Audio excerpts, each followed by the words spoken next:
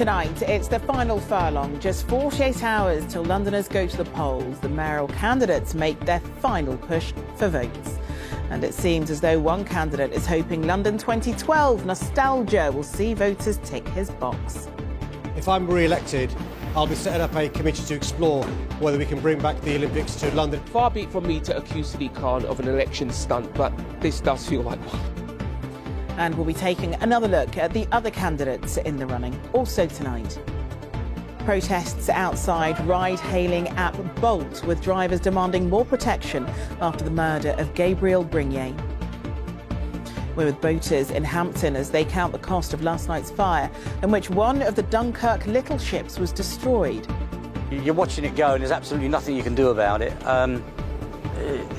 Plus, with April showers arriving in May, Sally's been looking at Londoners enjoying the wet weekend in the most British of ways. Good evening. In the final days of campaigning for the mayoral election, the current mayor, Sadiq Khan, has been appealing to voters nostalgic for a summer like London 2012. If elected, Mr Khan says he'll explore the possibility of bringing the Olympics and Paralympics back to the capital. The government, though, say it's not something they're even considering. And his rivals say there are far more pressing issues facing London. Our political correspondent, Simon Harris, reports. In the red corner, Labour's Sadiq Khan. In the blue corner, Conservative Sean Bailey. Today, the two challengers were both in boxing rings, as the mayor announced what he hopes will be a vote winner. If I'm re-elected, I'll be setting up a committee to explore whether we can bring back the Olympics to London. Far be it from me to accuse Sadiq Khan of an election stunt, but this does feel like one. A sequel to the glorious summer of 2012 is by no means certain. At this stage, the mayor is promising only to set up an exploratory committee to consider another London bid for the Games. I've seen the difference that Olympics can make, but this would be one that's sustainable both in terms of finances and the environment. Is this an election gimmick? Well, no, we know the IOC have said, the International Olympics Committee, it wouldn't be too soon for London to get it again in 2036 or 2040. Everybody loves the Olympics, but I think Sadiq Khan can't get the Olympics back for two reasons. One, we have too much crime. He spent 5 years ignoring our biggest problem, and that will probably stop him getting the Olympics. And of course, he doesn't have the power to do this. What's so frustrating about Sadiq Khan, he spent 5 years concentrating on things he cannot deliver. It cost taxpayers £9.3 billion to build the 2012 Olympic venues. Londoners faced an additional surcharge. Since then, the stadium and aquatic centre have shrunk. That downsizing would have to be reversed. One of the biggest challenges would be finding somewhere for the competitors and their coaching staff to stay. During the 2012 Games, the purpose-built Athletes' Village was home to more than 10,000 people. But it's no longer available. Almost 3,000 families now live in the flats. Other parts of the Olympic Park have been built upon. We all loved London in 2012. I think it showed the best of our city. It was an absolutely amazing place to be that year when we hosted the Olympics. But rather than talking about lofty plans for the future, I think we should be focusing on the current mayor's actual record. And in 5 years, he's just not done very much. I think it is completely right that London does bid for the Olympics every few decades, and that would be the timing he's talking about is about right, I think. But my plans for a real recovery in London aren't just about single events, they're about genuinely transforming our economy. I've announced, for example, trying to close City Airport, redevelop that whole quarter of our city. Sadiq Khan's Olympic dream would need the backing of the government, but one minister dismissed it, saying the government wasn't considering an Olympic bid and was focused on dealing with COVID. So, Simon, is this even a possibility? Well, it's certainly an interesting announcement 48 hours before Election Day, but we know from the last bid there are huge hurdles to overcome. Government backing and government money are just two of them. In the past, the IOC has been keen to encourage bids from parts of the world which have never hosted the Olympics. So would it seriously consider a fourth London Olympics so soon after 2012? And anyway, a decision on who gets the 2036 Games could be 7 years away. Who knows who'll be London Mayor by then. OK, Simon, thank you. Well, later on in the programme, we will hear from 4 more candidates standing to be mayor. This is the full list of all 20 that are in the running. It's also on our website. Just search for ITV London. Private hire drivers have been protesting outside the offices of Bolt today, the ride-hailing app, because they say they're afraid to go to work after a fellow driver was attacked and killed in his car in February. Gabriel Brignier was found in the car outside a school in Tottenham. 4 teenagers have been charged over his murder. Antoine Allen reports. Driver's life matters. Driver's life matter. No pickups, only protests. Driver's life matter. Private hire drivers are delivering their demands for better safety directly to Bolt in honour of the murder of their fellow driver. On the 17th of February, Gabriel Brignier was found in his car with stab wounds, and despite paramedics being called, he later died at the scene. 4 teenagers have been charged in connection with his murder. Today, drivers took to the streets because they say Gabriel's attack was not an isolated incident.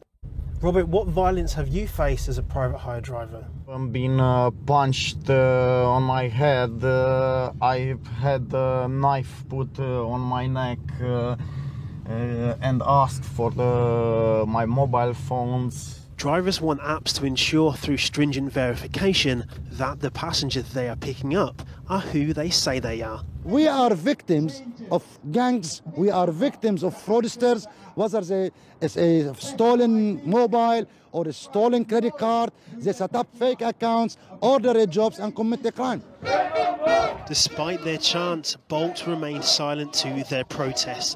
Drivers who are used to being on the clock had run out of patience. They stormed Bolt's car park and knocked on their door. We know you're in there! But still, no one came out to speak to their own drivers. Every minute that these drivers protest, they're literally losing money. But due to the thefts, the attacks and the murder of Gabriel Brignier, they think they need to send a message directly to Bolt and all of the other private hire companies, and especially to customers, that they believe they're working under a climate of fear.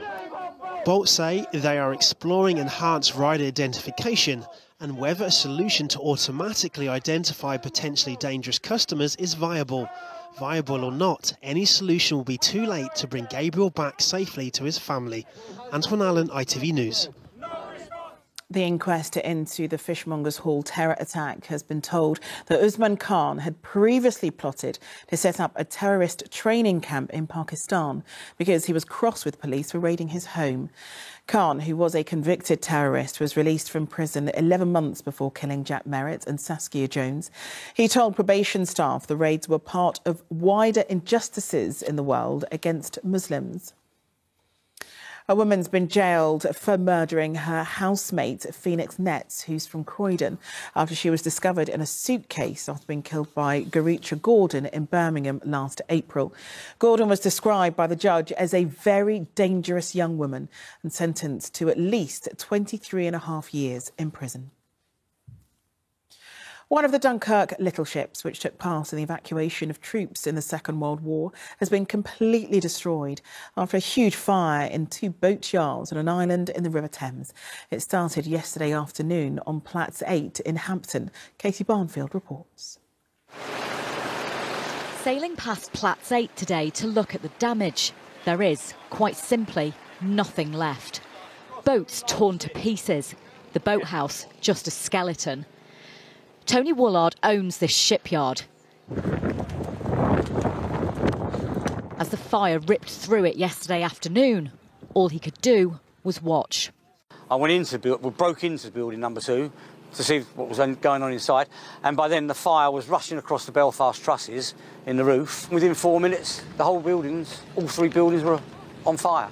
You're watching it go and there's absolutely nothing you can do about it. We've lost, I've lost everything. As well as Tony's livelihood, a piece of history also went up in the flames.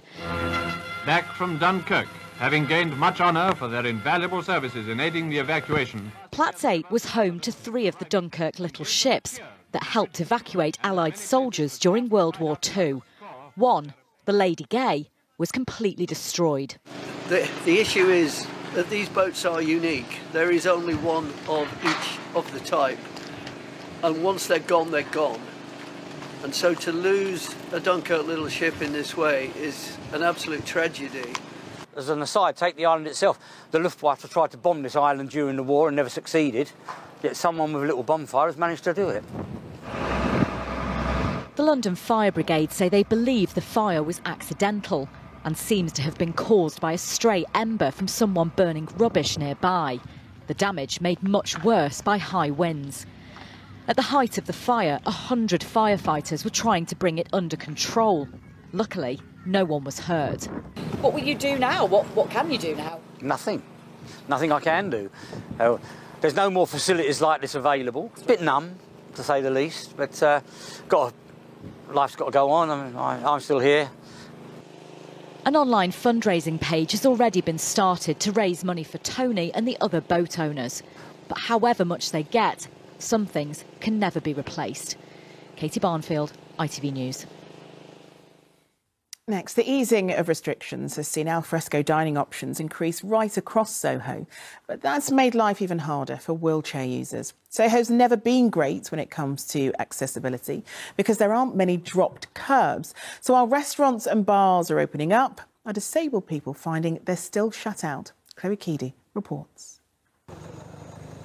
The roads are closed and the tables are set. It's pedestrians only in Soho's outdoor dining district. But what happens if you're in a wheelchair? Hi, Alan. Hello, Chloe. Alan and his wife Yvonne have been shielding since the start of the pandemic. I've been locked away for 420 days. So today is our first time out. And how do you feel about it? I'm really excited. But before we've even reached the end of the street, we encounter a problem. I'm stuck. I don't want to interrupt their food, their dinner. But with no way around them, Alan has no choice but to retrace his route and go in search of a dropped curb. Round the next corner, there is a path between the tables, but it's blocked. Sorry. He was very nice, happy to move. For me, that's embarrassing. So next time, Alan chooses to take the road, but that isn't always an option. Pavement's entirely blocked. There's no drop curb. My only choice, take another U-turn, go back the way I came. And this street, completely impassable. I can't get down the road. I can't get up onto the pavements.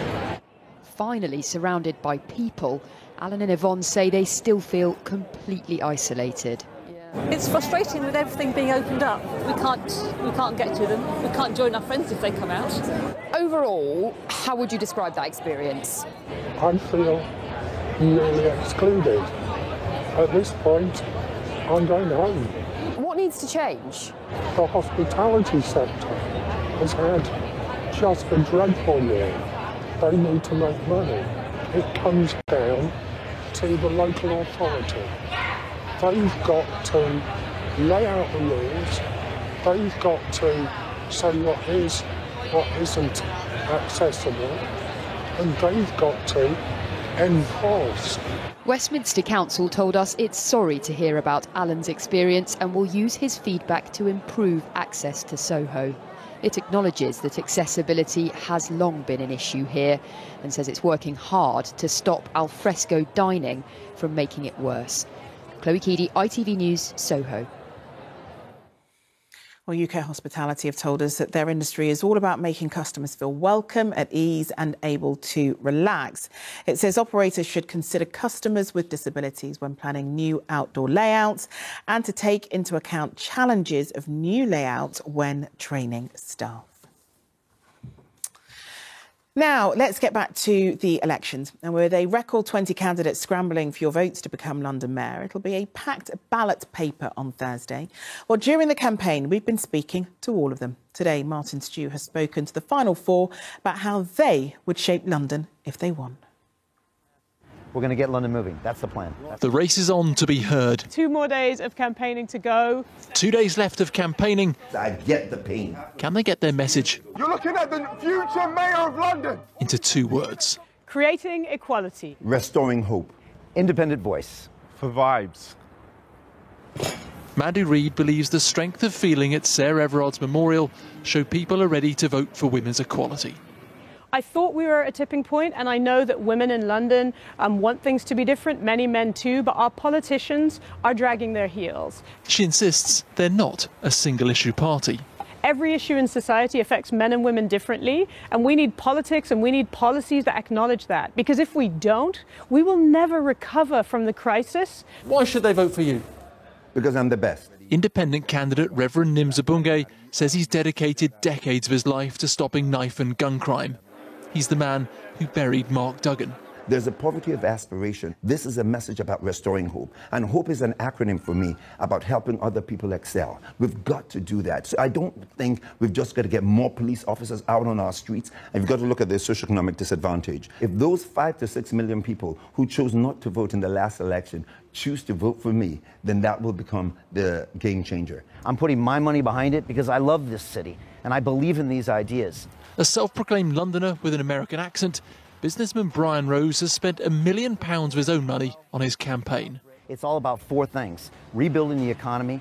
Next is making our streets safe. The crime is at nightmare proportions. Also, fixing our broken transportation system and building affordable homes. I have real solutions. They've been costed down to the pound. I'm a businessman, 30 years of business experience. Everything I look at through the lens of business. Your critics say you're a COVID denier. Oh, that's not true at all. Last year, I was very critical about some of the decisions being made by our government because they weren't coming up with innovative solutions. I think there's always ways we can innovate and find ways to safely get people back to work. That's what a leader should do. Nico Omilana, Supreme Leader of the Nico Defence League. I'm going to make you pay. At 23, Nico Omilana is the youngest standing to be mayor.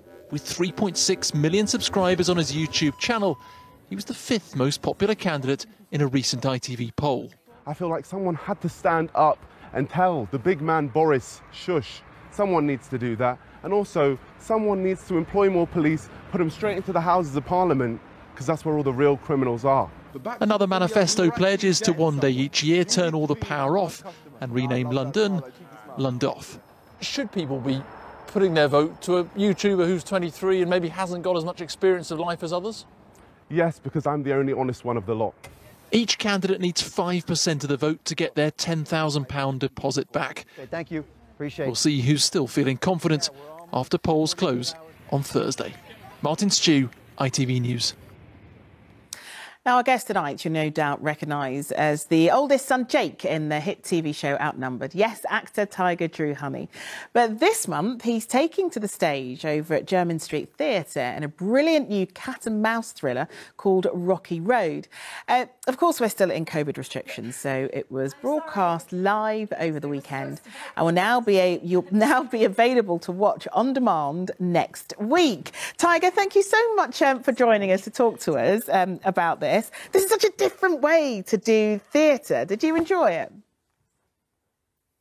Yeah, well, it's obviously a very different way to do theatre without a live audience, but it was very enjoyable, kind of trying to work this new medium of streaming with various different cameras and, you know, a bit more of what I'm used to having, you know, different shots to play with and close-ups and all that kind of thing. So it was kind of like screen acting, but with all that kind of magic that you get from live theatre. So, yeah, it was awesome. I read a review of it today, and they said that the production has managed to do really well the whole aspect of live theatre, live drama that you may well see dramas on TV, like you say, but also has elements of film involved in it too. And I guess that's really the way to get people engaged when watching theatre on screen rather than in person, I guess. I definitely think so. I think if you're just streaming a theatre production, you know, on one big wide shot where you've got, you know, the whole stage in view, you really lose some of that energy that you would only get from being an actual live audience in the theatre. Because when you're just watching it from your own field of vision in the theatre, it's great. But if you are watching it on a stream, on a screen, you know, you're right. You do need some of that film kind of magic to get people engaged and to suck people in. And I think we managed to do so. It's been a weird year all round, really, but especially for London's theatre scene. They've been impacted hugely over the last year. What was it like for you to take to the stage once again? I mean, it was an honour, really. I mean, you know, so many industries have been so greatly affected by this pandemic, and the theatre industry is clearly one of them. I think you know, it was a great joy to be doing something, to be being creative, to be part of a project that I loved the script of so much and work with such a great team, but also to try and bring some momentum back to that kind of side of the industry. You know, I think when the world is ready, which will hopefully not be too long, these kind of projects that have been popping up and kind of reminding people that theatre is still here, that actors are still here, that creative teams are still here behind projects. I think it's, you know, it's been a privilege to kind of be part of gaining that momentum and hopefully getting the industry, you know, back on its feet sooner rather than later when the time is right. Yeah, and I've seen clips of your performance and of the play, and it feels like there's quite an energy on stage. It feels as though you're all quite relieved to be back doing the thing that you love, really. But I've got to ask before we go, as things are starting to open up, what do you think is your favourite thing to start doing once things all reopen in June? My favourite thing that I've already been lucky enough to start doing is to play golf. Golf courses were shut for a long time, and I'm now in the process of squeezing in as many rounds of golf per week as I can. Having had these 3 weeks really busy on this job, I didn't get to play golf for 3 weeks, which was a task. So it's devastating. So yeah, I've already played a round since then. I'm playing a few more soon. That's my passion at the moment. Well, I tell you what, the outdoors is definitely what we all love currently, especially over the last year. But Tiger, it's been an absolute pleasure to talk to you. Thanks. Thank you, you too. Now, it can be difficult to talk about loss and grief, but photographer Rankin believes it's a conversation we need to have to prepare for losing loved ones. Well, he's collaborated with an illustrator on a new book called How to Die Well, and here he is explaining why he hopes it will help guide those conversations.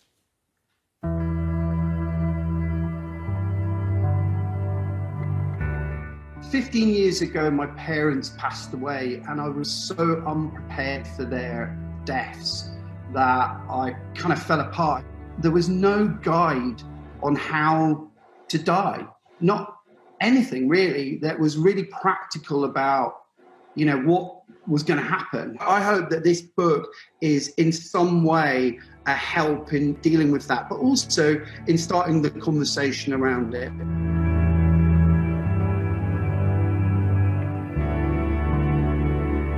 People are frightened of death, but they're also scared of the kind of, if we actually talk about it, chat about it, that we're kind of impending doom or bringing it into the house. Or the fact is, it couldn't be further from the truth. And if you actually confront those difficult things, life becomes easier.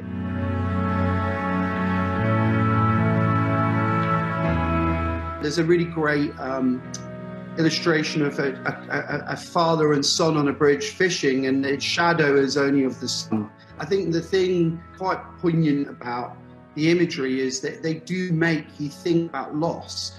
Grief lasts forever. It's like it doesn't ever go away.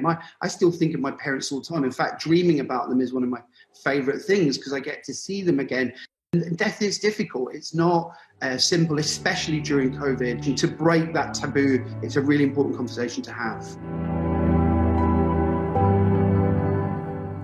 As you can see, Sally's joined us in the studio. And I know you pre-warned us. I know you said that the weather over the weekend was going to be awful, but it was still such a disappointment when it happened. I know. I'm sorry about that. I'll just say it now. I'm sorry, OK? I'm doing my best here. Help me out, Charlene. Do you know what? We had about 1 centimetre of rain yesterday. And in April, across the southeast, we had 1 centimetre in the whole month. Yeah. But, you know, we're British. We just get on with it. We went to the Splash Park on Sunday with wetsuits. As you do. OK. Yeah.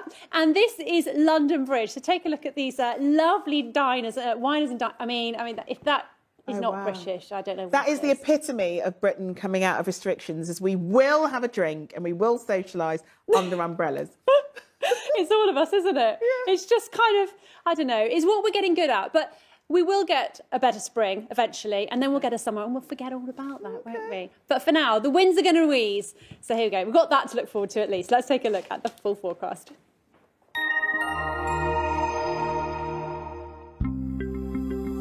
Making the most of it, whatever the weather. Octopus Energy sponsors ITV London weekday weather. Well, struggling in those strong winds today, the beautiful blossom. I mean, it's still looking gorgeous in the sunshine, but there's probably a little bit less of it now.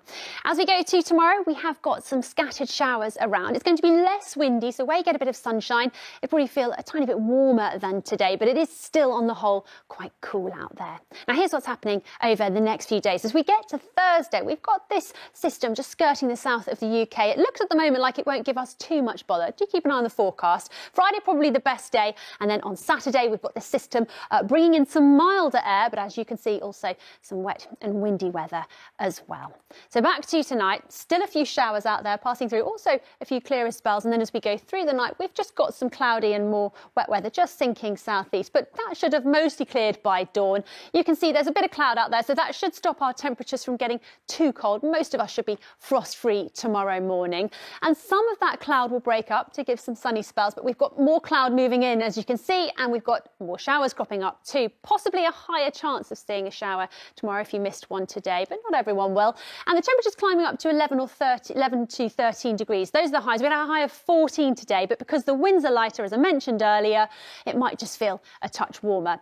So those showers continuing to pass through in the evening, but they will eventually clear away to give us clearer skies. So we've got a chilly night on Wednesday into Thursday, higher chance of getting a frost. Thursday and Friday, though, not looking too bad at all. Friday possibly the better of the two, but then as we get to Saturday, although the temperatures are going to start to climb a touch, we have got that wet and windy system heading our way. That's it for now. I'll see you later on. Cheerio. Octopus Energy sponsors ITV London weekday weather. OK, that's it from us. We're back with the latest after ITV News at 10. Coming up, Mary's got your ITV Evening News, but for me and the rest of the London team, bye-bye.